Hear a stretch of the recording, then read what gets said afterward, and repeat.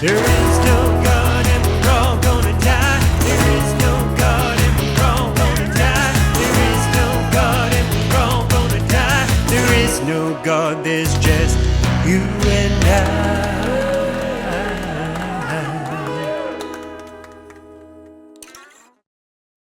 Hey everybody, welcome to There Is No God and We're All Gonna Die. I'm your host, Daniel Cartier, a gay liberal atheist living in the Bible Belt. And I'm happy to be here. I hope you're happy to be here. I hope whatever you're doing in life, I hope it's great. Before I get started, if you want to call the show and leave me a voice message, because that's a big part of this show, is answering people's voice messages. It's one of my favorite things to do. I love to hear from you guys. So if you want to call up and leave a voice message, it could be about anything. You could talk about how you hate me. You could talk about how you love me. You could talk about how you hate the fact that I'm an atheist or that I'm gay or that you think it's great. Or you could talk about just, I don't know, some cool thoughts you're having about the universe. Or you could rant about Donald Trump. Or if you're a MAGA voter, you could talk about how I'm full of shit and that I don't understand how brilliant Donald Trump is and I should be ashamed of myself for calling him a douchebag. I'm totally not ashamed that I call him a douchebag. But anyways, you could call up and you could be like, how dare you? So anyways, if you want to call the show, just go to my website, danielcartier.com, DanielCartier. Not Daniel Carter. I'm not Jimmy Carter's cousin. Daniel Cartier, like the jewelers. It's fancier. Although I'm not related to the jewelers, but that is my real name, danielcartier.com. And then click on podcast. It's right there in the menu, danielcartier.com. Then click on podcast and there will be a button and you can press it and you can leave your voice message and I'll listen to it and I'll play it on the show and I will just be so happy to hear from you, even if you're screaming at me and you're saying that you wish I would drop dead. I will be really happy to hear from you because you know what? You took the time to get involved. You're not apathetic. You are taking part in something. And I love that. And plus, like if nobody calls my show, even if they hate me, if nobody calls, then I wouldn't really have a show. It would just be me talking. And I like to hear other voices. I don't want it to be just me. So anyways, I hope you're doing well. I'm going to take a couple calls in a second. But first, I just want to say, yes, this was a great week for me. I was really depressed last week. You could probably tell from my mood last week. I was very dark. I didn't even bother setting up my lights. I was like in a dark room and I didn't bother putting up my green screen. I was just like, you know what? If I'm going to start doing this podcast again, I need to just press record and start talking. And so that's what I did. And honestly, to my credit, I have to say it was a pretty good episode. So I found it engaging when I listened back to it. So I was happy about that. But then Tuesday night happened and the elections and, the Democrats kind of sort of kicked ass. You know, we won back a bunch of seats and we flipped a bunch of things. I think people are like, they want real change. They want real change. It's like this system we have right now. Elon Musk, I was going to save this for like in the news, but Elon Musk just got awarded this $1 trillion payday from Tesla, even though, sales are down and they're laying off all these people, but he's getting a $1 trillion payday. So he'll be history's first trillionaire, like the richest person the world's ever seen. And, this is the same guy who disowned his transgender daughter and is just a fucking douchebag. And I was thinking about it. The thing about all these people with all their money, I just keep going back to a really simple thought that I've had. The income inequality gap has really become a big problem. I mean, there's people that don't have their SNAP benefits right now. They're losing their health care. Pet surrenders. Like, I look at stuff like pet surrenders when people start just bringing their pets into shelters or just abandoning them because they have to choose between their pet or groceries for their kid. I mean, they're going to choose groceries for their kid. And that breaks my heart because, as you know, I'm an animal lover. I rescue animals. And so, I look at stuff like that. Car loans, defaults on car loans are getting to be a record high again. So these are the type of things that I see, the cracks in the wall before the wall crumbles down. And meanwhile, the world's richest people have amassed so much more wealth since Donald Trump's been elected. I mean, it's like an obscene amount of wealth that they've added to their stockpile of wealth that they already had. And I mean, that's even what all this is about, like with the government shutdown. Like, basically, healthcare was going to go up and become unaffordable, because Donald Trump, if you look in the fine print, it's because like rich people want to get richer. That's really what it is. And so, yeah, so the elections on Tuesday, they made me happy. They really did, because I needed some hope. I think we all needed some hope. And this is just the beginning, though. I mean, I don't want people to get complacent. Like, we need to keep going, and we need to look at all of these elections as vitally important. They all are important. Every single one of these elections, I don't care how small the government seat looks, they're all important, and we all need to show up. They are so important right now more than ever because, this is our democracy at stake. And I don't know about you, but I'm 56 years old. I don't have a lot of living left. Like, at best, I have like 20 to 30 years left, depending on how good my heart is and what kind of health insurance I can afford. So yeah, like, maybe 30 years, let's say. I don't want to spend that 30 years trying to get back rights that I had when I was younger. And then I lost them. And then I have to spend my last 30 years trying to get them back. Like, that's not what I want for the rest of my fucking life. I don't, So anyways, enough about that. Seeing these elections and, also the No Kings protests, I think people, they're really fed up and they're just like, okay, enough with this fucking bullshit. Enough. Let's fucking get back to reality and start taking care of people, because this type of shit where there's just like a handful of people with a gazillion dollars in their fucking bank accounts and then the average person can't fucking afford to live anymore. It's not sustainable. It will not sustain itself. Eventually, the whole thing's going to like collapse. So, I don't want to see that happen, because when it collapses, regular people are going to be the people who get hurt. And then the other thing that sucks is when it does collapse, these fucking rich douchebags, what they're going to do is they're going to come in and like buy up everything else, because to them, it's just going to be like a fire sale. Like when like tons of people lose their homes and they lose, their cars get repossessed and all this other stuff. Who's going to be, like people with money are going to come in and snatch it up like for pennies on the dollar. And because that's what happened actually, it's happened during a lot of the other crashes. And I don't want to see that happen to people.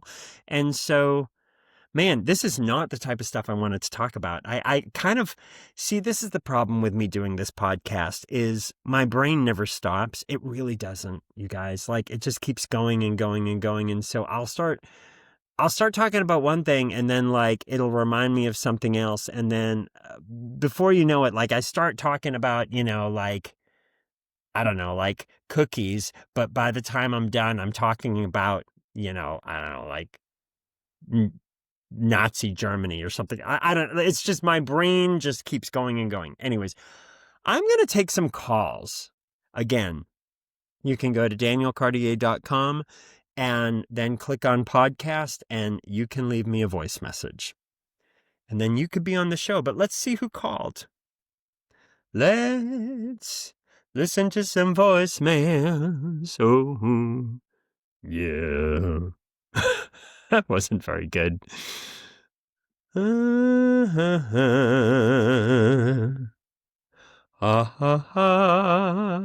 Let's see. Hey, Daniel. This is Matt. And so what I was wondering was, with the end of 2025 coming soon, what are your concerns and what are you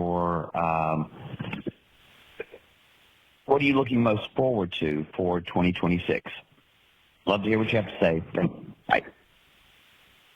Oh, well, that is my best friend in the whole world, Matt, and he called. That was a nice surprise. Matt is, I've alluded to him before. I know this is an atheist podcast, but I don't hate religious people. If you came on here thinking that if this is your first time listening and you saw the name of that podcast, There Is No God and We're All Gonna Die, well, I'm an atheist, so I don't believe in God. So that's the first part. And we're all gonna die is just a fact. We are all gonna die.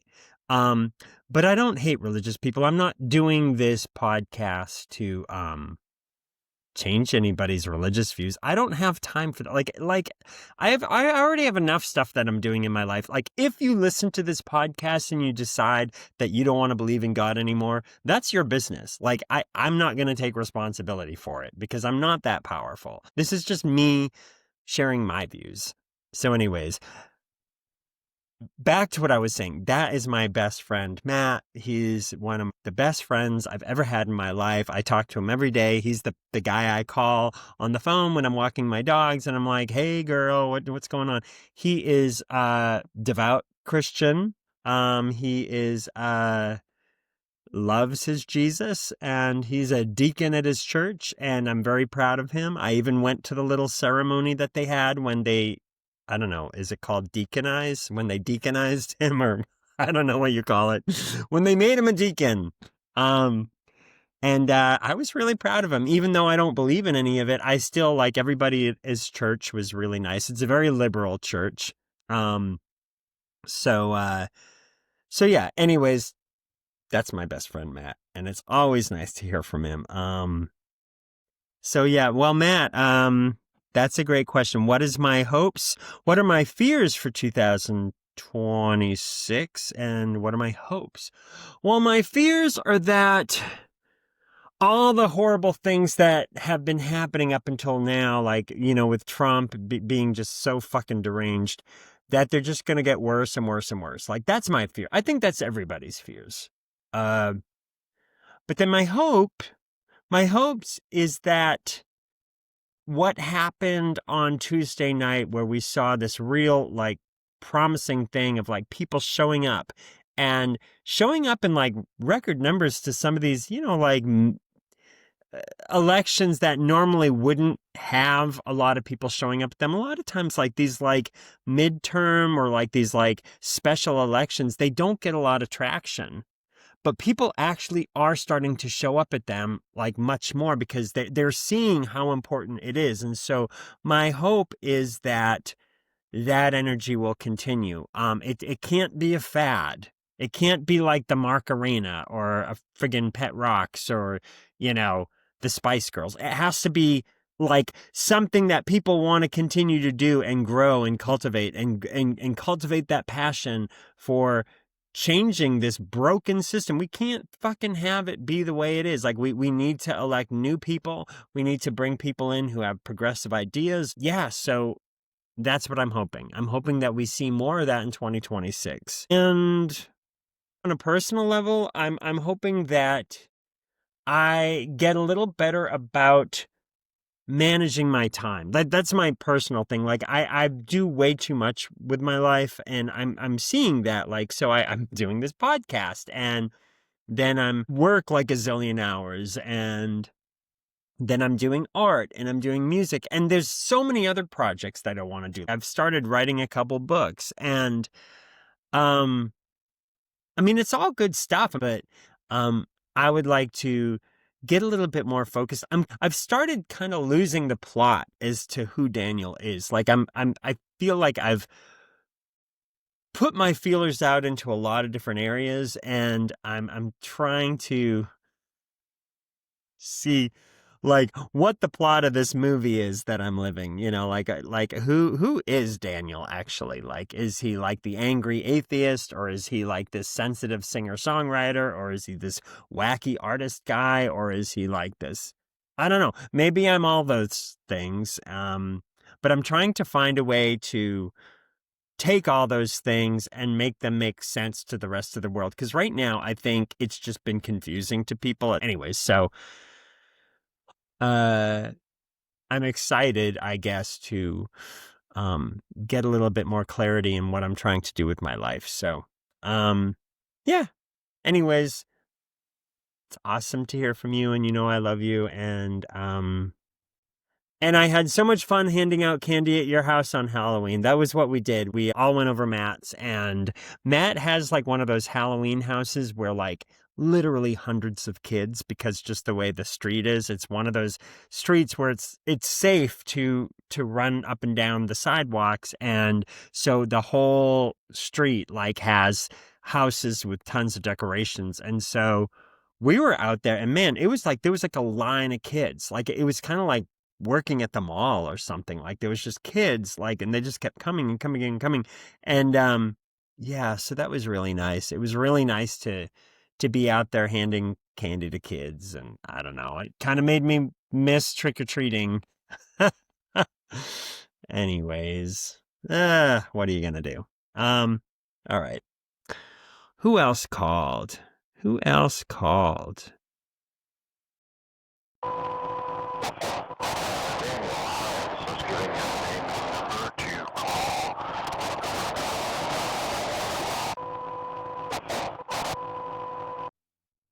Okay. Well,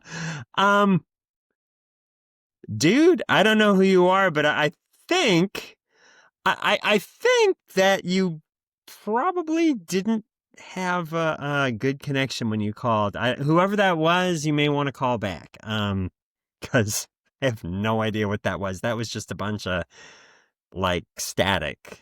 All right. Well, let's see who else called. All right. Okay. Hey, Daniel, what would it take for you to finally believe in God? Is there anything that anybody could do or anything that could happen that would make you believe that there was a God? All right. Well, that's a good question. What would it take for me to believe in God? You know, aside from God literally coming down and appearing like in the sky and being like, hey, I'm here. Here I am. I'm God. Hello. How are you doing? Until God does that, I don't think I'm ever going to believe in him, because I believe in what I can see. That's just how my brain is. I'm very literal that way. And it, to my own detriment sometimes, because it means that, I have a hard time trusting things I can't see. Yeah, so I don't think that I don't see me anytime soon hearing something that somebody said, like another person, like, well, the Bible said this, or like this other book said that, or what about this? I mean, it's just people giving me their opinions. Like, well, I believe in God, and then they'll have some personal anecdote. But it's like, my thing, here's the thing I keep going back to. This was a thought that I had the middle of last month when I took the time off. And so I'm actually glad that I'm thinking about this now, because it's something I wanted to talk about. Okay, God. Okay, if you're God, right? And you see this planet that you created, and, the planet's there and it evolves. And then, suddenly there's this species called humans. And they're this species that creates gods. And then they fight over the gods and they kill each other. And they do things like the Spanish Inquisition and the Holy Wars. And, all these different, like blowing up buildings and suicide bombers and persecuting this person and persecuting that person, and like tons of people dying and everything, all because they can't agree on what God is, right? And then if you're God up in the sky and you see all this, and you don't just fucking like, I don't know, just show up in the sky like, hey, newsflash, I'm God. Here I am. You can stop fighting over me because this is who I am. I'm this guy. I look like this. This is the color of my hair. These are the clothes I wear. You think he, she, it, whatever would do that, right? Like, as a gay person who has been told my whole life that I'm going to hell and I'm a sinner and I'm a pervert and I'm this and I'm that because I happen to be born gay. And, of course, that's a bunch of fucking bullshit. I was born gay. It's just fucking biology. Like, get over it. Like, it has nothing to do with me being immoral or anything like that. I happen to like dudes, When I see a dude, and if he's like a really handsome dude, I'm like, yeah, that's what I like, But, it has nothing to do with me like being a sinner or a pervert or anything. But, the people who have a fucked up version of God, I mean, of course, there's like very progressive people as well who are totally for gay rights and therefore, women's rights and transgender rights. And they're awesome. I have no problem with those people. The only problem I have is hate and bigotry. It always comes back to that. I'm not anti-religion. I'm anti-bigotry. I just don't happen to believe in religion. But anyways, getting back to my point, you'd think that if God saw all this stuff, wouldn't it make sense for him to just show himself like for just even like a couple minutes, like, and then there would be no more fighting. He could say, look, I'm God. This is who I am. This is what I believe.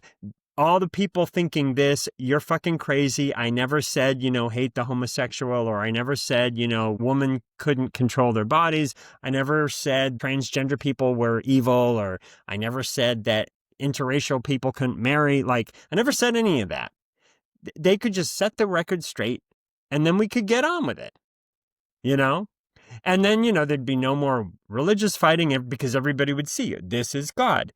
And then everybody would come together and like just worship this God. And then I guess I would find God then too, because I would see, I think he would have to, because, anybody can show up on a TV show. So I think what he would have to do is to probably have his face just appear in the sky. I think that would be pretty believable to everybody. Like, where like all of a sudden we all heard this big booming voice and we all like run out into our front yard, kind of like the Independence Day, like when all the movie Independence Day, when all the spaceships land and they're like, whoa, and then, the spaceships blow everything up. But, so then we hear this big booming voice, and so we all run outside, and there's fucking God, like up in the sky, like just there, like, hey guys, I'm God. That would make me believe. Then, yeah, I wouldn't even, like, the word atheist would be meaningless to me at that point. But I keep going back to this. Okay, if you believe in God, but then you see all this wars and, hatred and people like judging people and because of God, and the God that you claim to believe never comes and sets the record straight or just like shows themselves. To me, it's kind of a dick move where it's like, dude, just literally 1 minute of your time to like fucking clear up all this historical violence and bloodshed. Like just 1 minute would solve everything. And the fact that no God has ever done that just kind of leads me to believe, okay, yeah, you know what? It's probably because there is no God. And it's just us making shit up. So I appreciate the question, but that's my answer. Is like, to me, I see scientific evidence about evolution. I mean, there's discovering stuff about the history of the world. Like, we're constantly discovering more and more stuff, but I don't really see any God in it. I just, I see cool facts about the world. Like, that the world's been around for about 4.6 billion years. Like, all these different species have evolved. There's been mass extinctions, and then other things have evolved. And, there's already enough incredible stuff for me to believe in that I don't need to like put some, I don't know, like imaginary figure on top of it. That's just me. Teach their own. But this is my podcast, and, so that's what I believe. But I appreciate you calling. And if you have any more questions about that you want to ask, please call back. Maybe you have some other way of looking at it, or call back and say, it would be interesting if you want to call back and say what it was that made you believe there was a God, if you do believe in God. Like, what was it? anybody could call. I invite anybody to do that. I always find it interesting. Like I'm willing to listen to anybody talk about their personal journey. So danielcartier.com, click on podcast, and then leave a voice message. And yeah, I'd love to hear how you came to believe there was a God. That would be interesting to me. So anyways, but just be nice about it. Or not. You can be a douchebag about it. I don't care. I'm not the boss of you. I'm not God. I'm not God. I know that. So what else? Who else called? Who else called? Can you tell me something that worries you? What do you think worries you the most in the world? And also, I'm wondering how you would deal with that worry or fear if you don't believe in God. Is there another way that you deal with your fears? All right. Huh. Well, that's a good question. What worries me? God, so much worries me. Man, yeah, a lot of stuff worries me. I think the thing that worries me a lot lately is, and I alluded to it earlier in the episode. I think I'm kind of losing track of what I've talked about, but I really worry about the safety of things. Let me explain.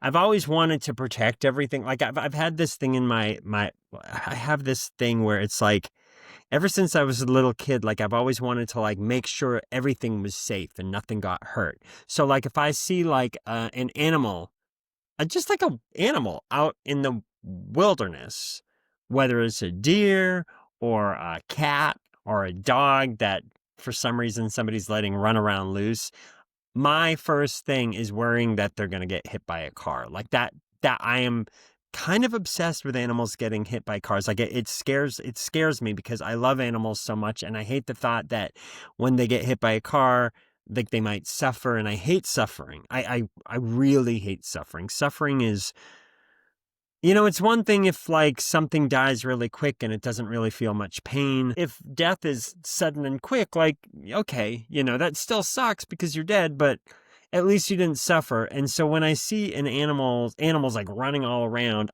it's weird. It's like, I try to appreciate them, because they're animals and they're awesome and animals are awesome. But the first thing I think is, oh my God, stay away from the road. Like that's my first thought.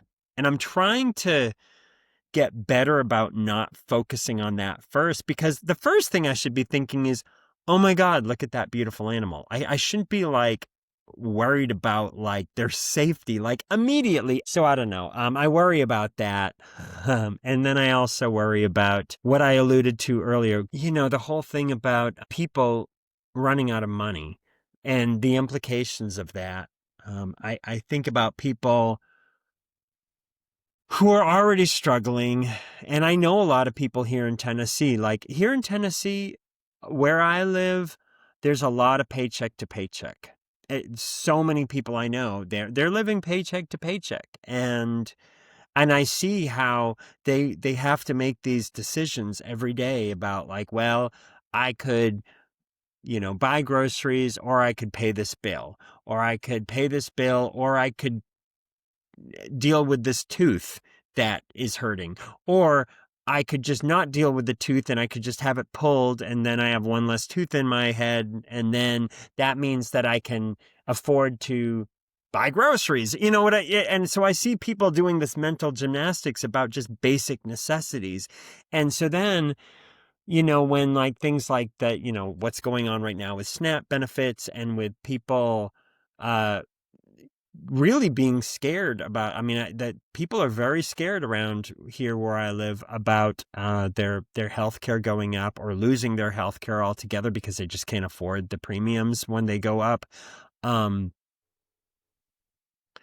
I worry about the decisions that people are going to have to make, that are going to be really difficult. And one of them, as an animal lover, and I think I alluded to this earlier, is, people getting rid of their pets because, when you're dealing with, like, I can't even afford to feed my kids, and we love our dog, but, like, there's just no money. There's not even any money for us to eat, let alone, like, paying for vet bills, or dog food. And, so already I've heard reports that shelters are already getting, there's an uptick in people surrendering their pets. And so, like, I worry about stuff like that because, shelters are, they can only take in so many dogs. And so then, I mean, what's going to happen is people may just drop their dogs off somewhere and then the dog is just a stray, and so I worry about stuff like that. I worry about, when people can't afford stuff and their back is against the wall. I worry about people taking matters into their own hand and, like, maybe, I said it last week, desperate people do desperate things, and it's not necessarily that they're bad people, but, like, when you haven't eaten for a couple days and then what are they just not supposed to eat? So I think I worry that people are going to start, crime's going to go up, and sometimes it's just going to be people who normally are very good people, but they're kind of being forced into this situation where they don't know what else to do. And then we're going to blame them and we're going to judge them. And then some fucking rich douchebag is going to make more money because, they own stock in a privatized prison. And now they have another client, who is just trying to survive. And again, not all criminals are wonderful people. I'm not saying that. There's truly horrible people who should be in jail. I get that. But I think it's sad when people who would normally be good people, but then the system is just so broken that there's nothing left except for them to, they eventually people have to eat. So I don't know. That's the thing I worry about. And what I worry about my own life. I mean, I'm 56 and I worry that, there's all the day-to-day worries. I mentioned teeth. I actually have to have a root canal. So that's going to be friggin' $6,000. I don't know. Like, I'm kind of freaking out about it, but it is what it is. It's life. So I worry a lot about, like, unexpected things like that. You're kind of going along, you're coasting, and then it's like, as a homeowner, I have a lot of fears. We actually just had a wonderful thing happen where, our HVAC did not work for, God, I'm getting really personal now. Our HVAC did not work all summer long, so we had to buy the cheap window ACs at Walmart. And I'm grateful. I mean, they worked fine. We bought 4 of them and they ran all summer long and they cooled our house. So kudos to them. Now they're all out in the shed. But when it started getting colder out, I'm like, okay, we need to get this fixed. And there was a couple parts that they couldn't find, and it's kind of an older HVAC unit and whatever. And so we finally found the parts, and the guy came over, and we were really worried because if these parts did not fix it, it would have been a lot of money. It would have been like $12,000 or $15,000 or something. It would have been very expensive. Well, thank goodness those parts did work, and so it ended up being like $500. So, all homeowners can relate to that. Like, when you own a home, like this house was built in 1899, so it has a lot of quirks about it. It's not like this brand new home. I go to people's houses with like that like they're new homes, like brand new homes. And man, it's just like, they're temperature controlled and they're really, this home, like, this is like living in a barn a lot of times. Like, it's like in the winter, you really know you're living in a house that was built in 1899. We're always like in the dead of winter when it's like 4 degrees, we are walking around and we're looking for drafts and it's just part of living in an old house, it's not a new house. And so there's fear that comes with that, because you always worry that you'll be going along fine and then like some major thing will happen and it's like, oh no, like, how are we going to pay for this? And so definitely, I think a lot of my fears and I know this doesn't make me unique. I definitely can have the same financial fears that a lot of people have. Okay, so how do I deal with that if I don't believe in God? I talk about it. I call up friends. I share very openly. I don't believe in suffering in silence. I'm not a fan of that. I used to feel ashamed when I was struggling, and so I was one of those people who, uh, if I was really struggling with something, I would have shame about it. Like if I was struggling financially, or if I was struggling with depression, or with being consumed with like suicidal thoughts, or whatever it was. How I would handle it for a long time was people would be like, "Hey Daniel, how you doing?" And I'd be fine. "Oh, I'm fine. Oh, I'm fine. I'm fine. I'm fine." And then I would go home and I would be freaking out, and I would feel like the world was ending. But here, this person just asked me how I was doing. I had an opportunity to actually share openly with somebody and be like, "Well, actually, to be honest with you, I'm kind of freaking out right now. I don't know how I'm going to pay for this thing. I've been dealing with a bunch of depression. And do you have a second to talk? I really need to talk to somebody." When people say that to me, I always take it as a huge compliment. Like, wow, like they actually trust me to listen to them talk about their feelings. Like, that is such an honor. Like, I'm always honored when people want to share what's going on with them with me. Like, I never view it as an imposition. Now, granted, I'm an amazing person, but no, I'm just kidding. No, I never view it as like an imposition at all. Like, I'm always just so honored that they would trust me with their feelings, and I don't always have the answers for them. And I don't think people always need answers. I think sometimes we just want somebody to listen, like when we're hurting, a lot of times I don't need people to like solve my problems for me. Sometimes we have a tendency to do that. Like, I know for me, I've had to move from the mindset that it's my responsibility to solve people's problems when they share them with me, and move it more into, no, it's my honor to just give them room to share their problems so that they're not carrying them all on their own, that they know that somebody else is also there with them.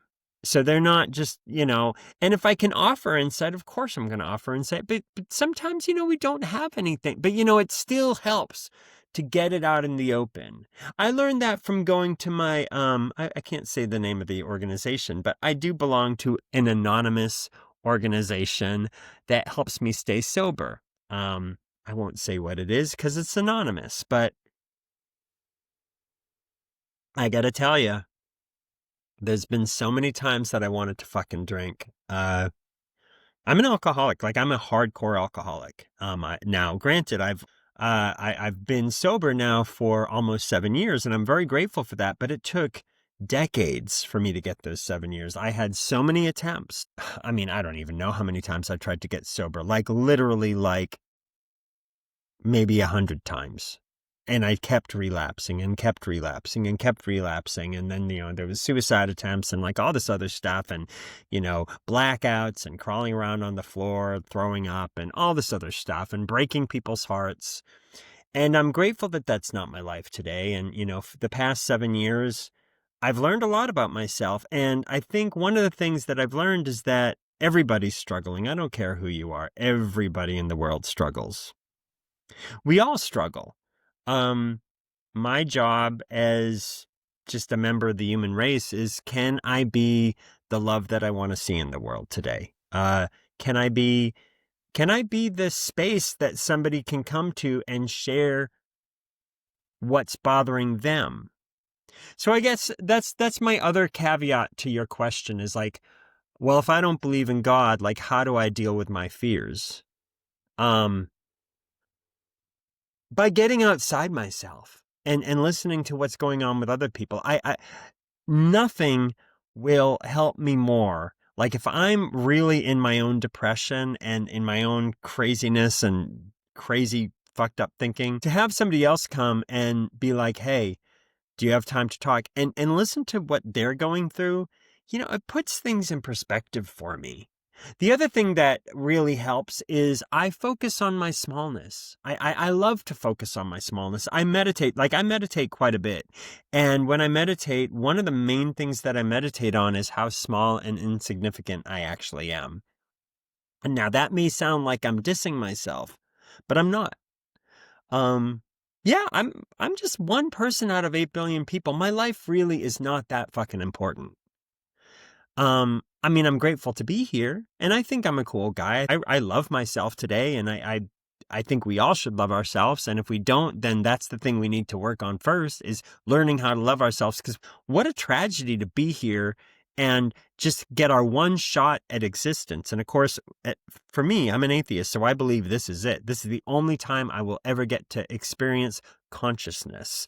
And I want that consciousness, I want as much of it as possible to be a consciousness where I love the person that I'm stuck with 24 hours a day. I am stuck with myself 24 hours a day, so I better start loving myself, or else my one shot at consciousness will be with somebody I hate.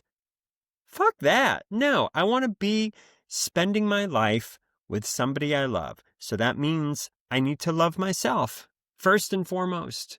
And it's taken me a long time to realize that. And it's taken me a long time to realize I'm allowed to love myself. It's okay for us to love ourselves. We should love ourselves. And if there's things we don't like about ourselves, well, we can work on them. So anyways, yeah. When I meditate, I think about my smallness, and I think about how small and insignificant I am, and then I think about the smallness of the earth in comparison to the huge infinite universe. Like, the earth is just this little speck, and that the universe goes on forever and ever and ever, and we're just like this little speck. And maybe there's other life. I'm sure there's other life out there, but it's so far away. And so, we're all just kind of like here right now, these tiny little specks. And so, I don't know, like when I think about how small I actually am in the big grand scheme of things, like just this microscopic blip that's here for just a not very long in the big cosmic timeline, it puts everything in perspective. And like all the stuff that I'm stressed out about, like, my, I don't know, money or political differences or my thoughts on religion or whatever, like in the big grand scheme of things, none of it really matters. I mean, 100 years from now, I won't be here anymore. Like, it'll be a whole new generation. I hope there is. I mean, the way mankind's going, sometimes I worry. Like, will humanity even be here 100 years from now? Like, I hope they are, but I won't know because I won't be here. So anyways, I like the question. I think it was a good question. And it's, yeah, like how do we deal with fear if we don't have God? Well, I think I gave a bunch of answers. I'm sure there's other things that I could, I think having hobbies, like having things that we love to do, like occupying our time, is also a great way to deal with fears and worries. Like, I know for me, sometimes when I'm really freaked out about something, I'll go into the kitchen and I'll just start cooking. Cooking really calms me down. Or I'll go do yard work, or I'll clean the house, or I'll take my dogs on a bonus walk, and they love that. And it seems like every single time I change my focus, new thoughts come into my head. New thoughts come into my head that make me look at things a little differently. And so, I think staying busy, just like doing things that we enjoy, a lot of times it'll help us get the focus away from these things that are terrorizing us. And then when we start thinking about them again, we may be able to look at them from a different angle. And be like, oh, you know what? I never thought about it this way. It's fine because I can do X, Y, and Z. And yeah, I don't need to be freaked out about this thing. It's fine. Talk to people, share. Don't walk around trying to solve everything on your own. Like, ask for help. Yeah, all of that stuff works. All of it works.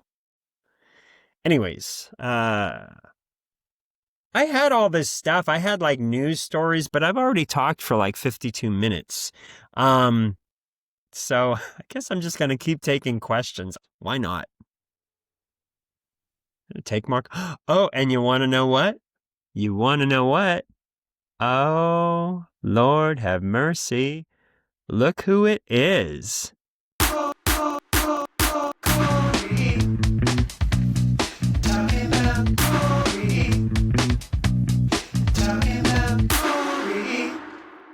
Aww. Hey, babe, it's Corey. I was driving home and thinking about gratitude and how grateful I was to be coming home and looking forward to seeing you and the dogs and our funky little country house. I was wondering, what are you grateful for about the life we have in this little funky country house? When you look around our home and you feel good about it, what things make you feel pleased or safe or at home or good about your life? Okay, that's it. I love you. Bye. Oh, well, that was my Corey calling. What am I grateful for in our house? There's so much that I'm grateful for. I love the fact that it's a really creative house. I feel so fortunate that I get to live in a house that is full of art and full of music. Corey has his art studio, and he's always making these amazing paintings. He's a brilliant artist, and then he's writing novels, and he's editing videos, and he's doing all this creative stuff. It's like he's just creative all day long. And then I'm in the back of the house, and I have my art studio, and I have my music studio. I'm doing music and art all day long. And then, of course, I have even the work I do for clients is creative. It's a lot of it is like problem solving for them and doing a lot of online design, like web design and stuff like that. And then, of course, I'm doing stuff like this podcast. We have a house that we have because we live out in the country. I do miss the bright lights of the city and everything, but I love the fact that we live out in the country and we have space. We have space to have dogs. So our dogs have a yard that they can run around in. And, this house is, I have a love-hate relationship with the actual house. I do love the house. I wish sometimes that it was in better shape. It needs so much work, you guys. Oh my God. It literally needs thousands and thousands and thousands and thousands and thousands and thousands and thousands of dollars worth of work. It's one of those houses where everywhere I look, there's like things that need to be fixed. But it's a house, it's a happy house. It's a house with a lot of love in it. And I don't know, I also love the fact that we have like a really comfortable place to like watch TV. And I know that sounds silly, but we work so much that our time as a family where we get to just sit down in front of the TV and like we always have like some show we're watching. Like we just watched, the last show we watched was the Walking Dead spinoff where Daryl goes to Paris.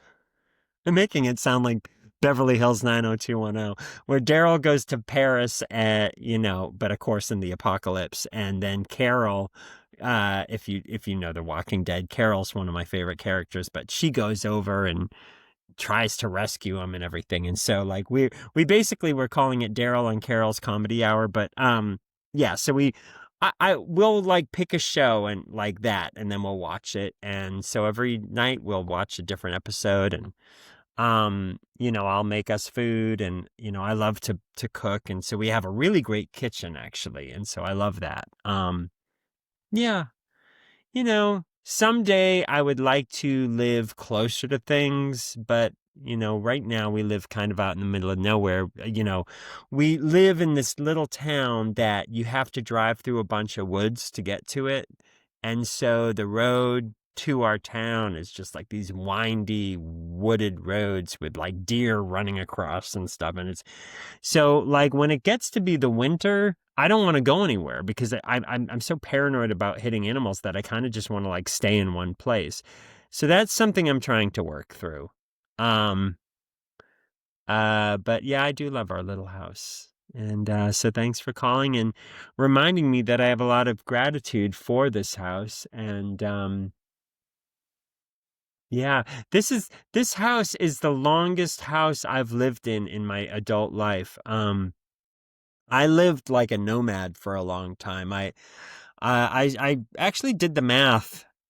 Of course, like my parents had a house, so I grew up in a house in New Hampshire. And when I became an adult and I moved out on my own, from the time I was 18 to the time I was 48 or 47, I lived in like 40 different places or something. Like I moved like 40 different times. Like I was constantly moving, and then of course touring and sleeping on people's couches and stuff. And it's nice to be in one place for a while. Anyways, I'm getting distracted.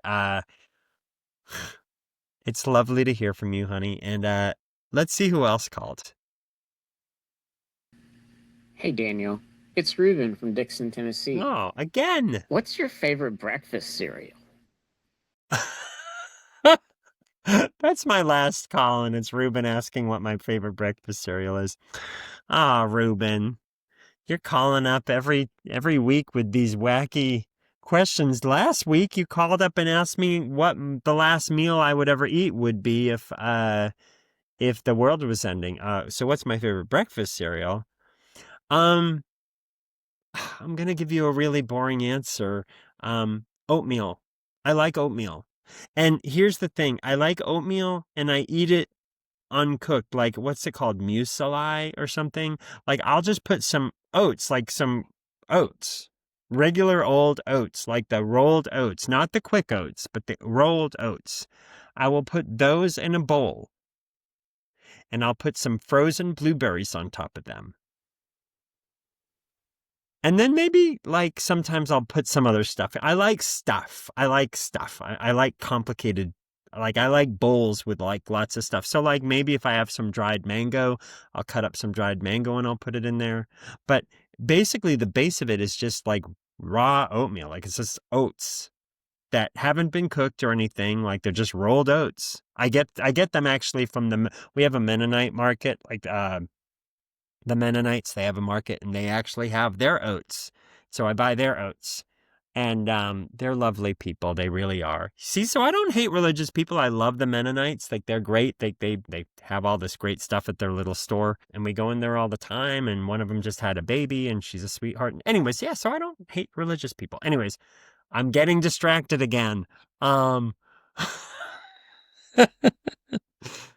So anyways, I will eat the cereal, like this bowl of cereal, but basically it's just oats with frozen blueberries on them. And I eat that a lot. Like, that's pretty much one of the, like, I eat that probably once a day. And I love it. It's healthy. It's really good for your heart. The blueberries have antioxidants in them. And yeah, no sugar. And I put some, either almond milk or some oat milk on it.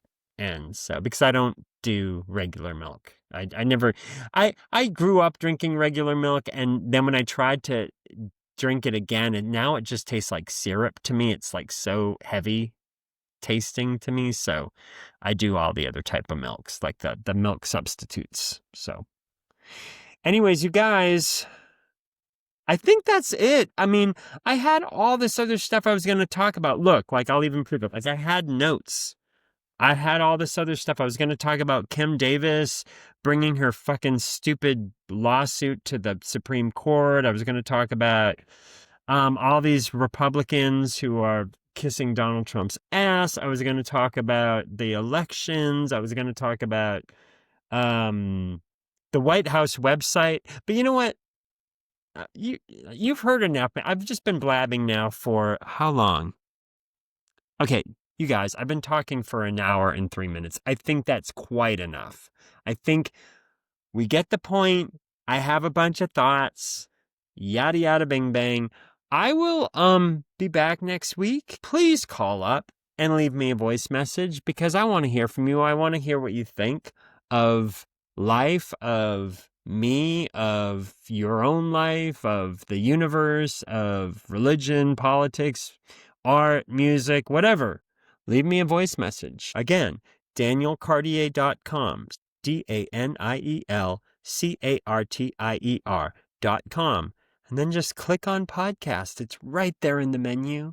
Right there in the menu. And then you can press the little button that says leave a voice message. And then you can just be like, hey, Daniel, blah, blah, blah, blah, blah, blah, blah. And I'll be like, oh my God, thanks so much for calling. That's the best message I ever got. And then I'll answer it. And then you'll be like, oh my God, like I'm a podcast superstar now because like you'll hear your voice on my podcast and it'll be great. Like your voice will be going all over the place, like Spotify and YouTube and Apple Podcasts and all the other places where podcasts, you will suddenly be broadcasted everywhere because you called up my podcast. So yeah. And I don't care. You can call up and like leave a voice message like that I don't agree with. Like you can be a MAGA person. I invite everybody to call up. I don't care. I am an all-inclusive podcast and I will answer. I will respond. Even if you call up and start screaming at me, I'll still answer I'll still listen and I will respond to it. So, all right, you guys, I'm going to go do something else now. I don't know what I'm going to do. I think I might actually cook something. I might go and bake something. Yeah, maybe I'll bake something. All right. Love you guys. There is still God.